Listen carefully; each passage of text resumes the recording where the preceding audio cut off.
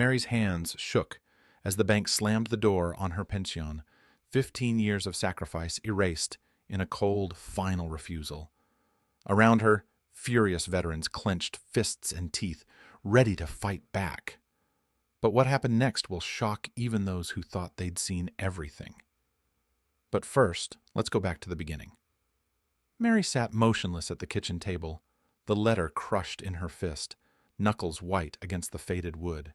The room was suffused with the muted light of late afternoon, shadows stretching long across the floor, as if time itself had paused in silent judgment.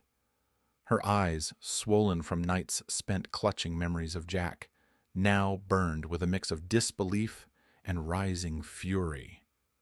The letter was official, stamped and signed, but its words felt like a knife twisting deep into the fragile fabric of her life. For 15 years, that pension had been her lifeline. Each month's deposit wasn't just money, it was a quiet acknowledgement that Jack's sacrifice mattered, that someone cared, that she hadn't been abandoned by a system meant to protect those who gave everything.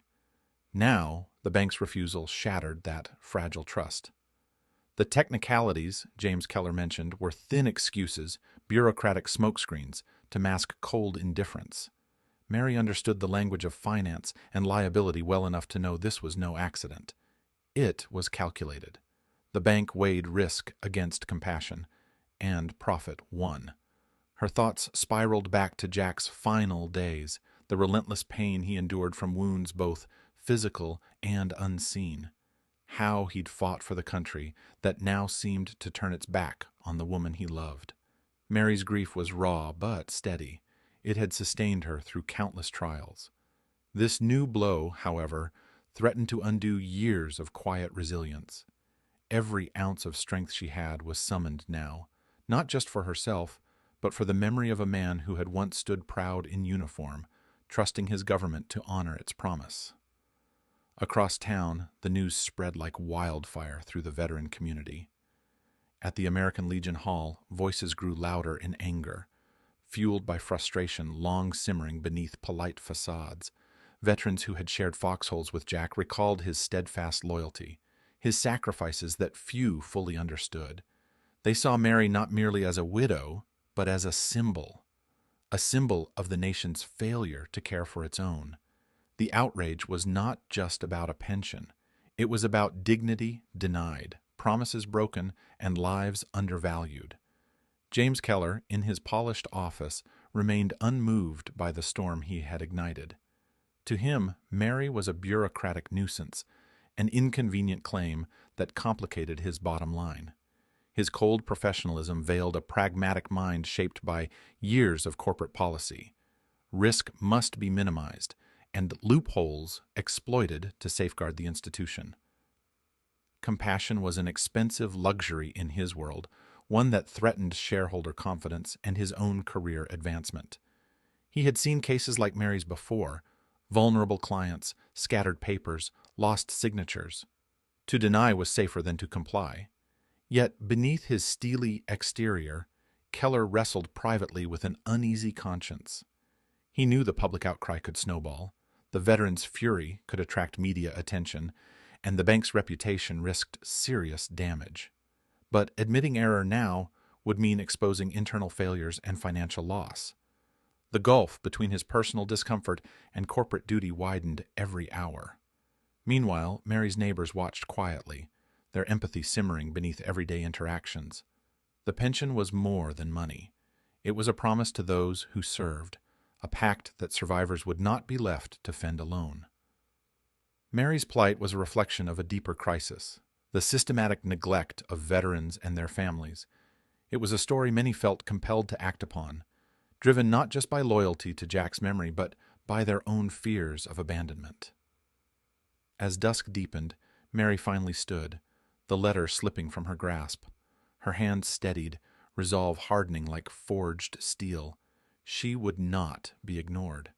The pension was her right, and she would fight, not just for survival, but to reclaim the respect her husband's service had earned. The battle lines had been drawn, and a quiet storm was gathering, one that would challenge the cold machinery of bureaucracy with the fierce loyalty of those who understood sacrifice firsthand. The air outside Unity Bank thickened with the voices of those who refused silence. Tom Harris stood at the forefront, his weathered face etched with the grit of a lifetime spent in service, eyes blazing with a fire born of loyalty and outrage. The crowd surged behind him, fellow veterans, widows, neighbors, all bound by a single, unyielding demand: justice for Mary Thompson, justice for Jack, justice for every soldier betrayed by a system designed to protect, but instead profited from their sacrifice. The protest signs, handmade yet fierce in their clarity, bore words heavy with years of neglect and freshly ignited fury. Honor our veterans. Pensions, not profits. Stop the theft. Mary, once fragile beneath the weight of loss, now found herself buoyed by this swelling tide of support. Each chant, each raised fist, wove a fragile tapestry of hope through her grief. The collective presence of those who knew Jack's name, who understood what was at stake, fortified her resolve. The pain of refusal, the raw sting that had clenched her chest, transmuted into a sharpened blade of purpose. She was no longer alone in the fight, but the bank's fortress held fast, its walls reinforced with cold calculation. Behind polished doors, James Keller orchestrated a counteroffensive. Legal notices arrived with menacing precision, letters dense with jargon designed to intimidate, to drain time and spirit. His aides refused to return calls from Mary's lawyers, stonewalling every attempt at dialogue. The bank's public relations machine churned out carefully crafted statements, painting Mary's claim as procedurally flawed and under thorough review, casting her determination as misguided stubbornness rather than rightful insistence. Keller's actions were fueled by a paralyzing fear, not merely for his position, but for the precedent this case threatened to set. A single concession might unravel the fragile balance his corporate masters so jealously guarded. The pension fund was a vault of profit, and opening it risked unleashing a cascade of similar claims, each demanding their due. His loyalty belonged to the institution that had nurtured his career, and in his mind, the cost of compliance outweighed any human consequence. Yet beneath Keller's strategic defenses, cracks began to form. Tom Harris's relentless probing unearthed a festering wound within the bank's operation, a deliberate sabotage of pension records by a high-ranking executive whose hands were stained with greed. This official had manipulated paperwork, twisted procedures, and buried critical documents, all to delay payments and maximize the bank's financial yield. The revelation struck like thunder, reverberating through the community and beyond. The exposé shattered the thin veneer of the bank's narrative. Public opinion pivoted sharply, the tide of passive frustration transforming into a torrent of righteous anger. Veterans who had marched quietly began to shout. Families who had watched from the sidelines now demanded accountability. The media, once indifferent, seized upon the scandal, their headlines a clarion call exposing systemic corruption and betrayal. Mary's struggle was no longer an isolated grievance. It had become a symbol of institutional malfeasance, a rallying cry for every voice drowned out by bureaucracy and greed. Mary's heart pounded, not with fear, but with renewed vigor. The fight was no longer just hers. It belonged to all who believed that sacrifice deserved honor, that promises must be kept, and that the shadow of corruption could be illuminated by unwavering courage. The small kitchen where she had once sat in stunned silence became a war room. Plans drawn, calls made, alliances forged, the stakes were higher, the battlefield wider, but so too was the strength that had risen from pain and refusal. In the crucible of resistance, Mary and her allies stood unyielding, their battle far from over, but now charged with the fierce certainty that truth and justice could and would prevail. The transformation began quietly, but with a resolute precision that spoke volumes about the power of collective will. The veterans, galvanized by months of protest and revelations, marshaled their resources in a way no one had anticipated. Using painstakingly saved money, often from modest pensions, part-time jobs, or small inheritances, they pooled their funds to acquire a substantial stake in Unity Bank. It was a calculated, audacious move that shifted the balance of power from distant executives to the very people the bank had betrayed. Every dollar invested was a declaration. They would no longer be sidelined, silenced, or exploited. Mary Thompson, once a figure of isolated grief, had become the nucleus of this insurgent force. Her courage was the spark that ignited their strategy. She spoke at shareholder meetings, her voice steady, despite the flood of emotions beneath the surface. She demanded transparency, accountability, and above all, justice for the veterans and widows who had been callously discarded.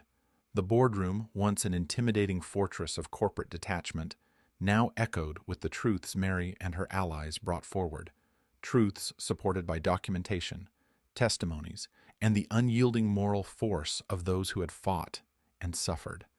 James Keller's grip on the bank's leadership unraveled with astonishing speed. As the veterans' influence grew, investigations into the bank's corrupt practices intensified, fueled by pressure from the newly empowered shareholders. Keller's past decisions and cover-ups came under scrutiny, exposing the deep-rooted negligence and greed that had permeated the institution's highest levels. The public spectacle of his downfall was swift and uncompromising. Amid mounting evidence and public outcry, Keller was forced to resign in disgrace.